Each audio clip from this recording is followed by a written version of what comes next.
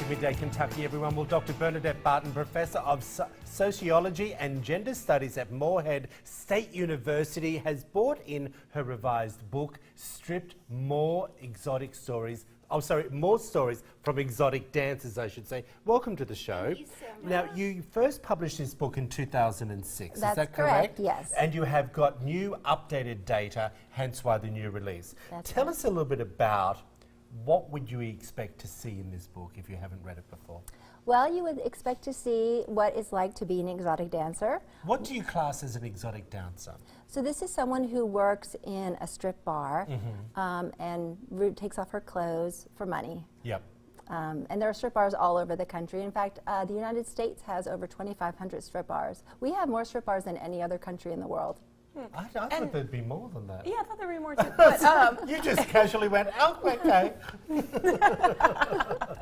well, Dr. Barton, talk to us about what really interested you in exploring this topic. Well, that's a good question. And Troy mentioned that this book was originally published in 2006, but I actually started collecting the data in 1998 for my dissertation research. So I've been working on this project on and off for about 20 years.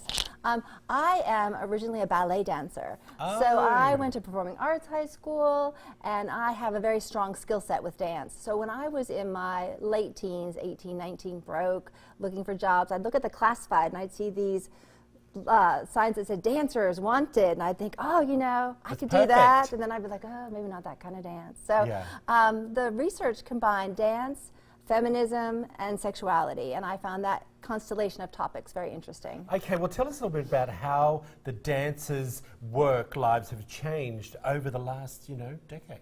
Well, do you know when the first smartphone came into existence? Yes. What year?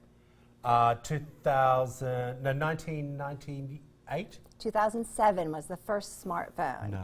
Yes. So, as you can imagine... Do you like how I just was... You're like, oh, I know, 10 years You off. started off right, and then anyway. No, then I was sitting there thinking, where was I when I bought my first iPhone? Yeah. 2007. So that was like a game changer for the world of strip bars, because if you think about it, if you're a dancer, there's all these opportunities for customers to take pictures and videos. So that's really mixed things up. So honestly, in Lexington especially, conditions have worsened for exotic dancers over the past 10 years. Well, the dancers reported more instances of sexual assault, more verbal abuse, more propositioning. Do they not have protection within the clubs? They do. They have bouncers and they have staff.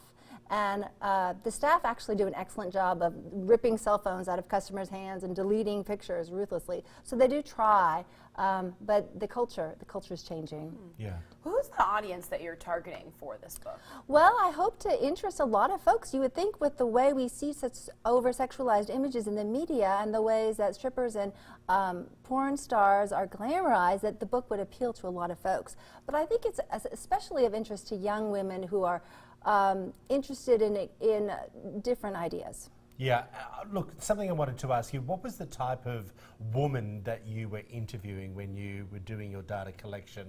What was the main reason for them getting into this? Well, I interviewed women who ranged in age from 18 to 42, actually. So they were all different, but the main reason they started dancing was for the money. Common denominator, money. Yes, absolutely. And fallen on hard times in life and felt this was the only way out.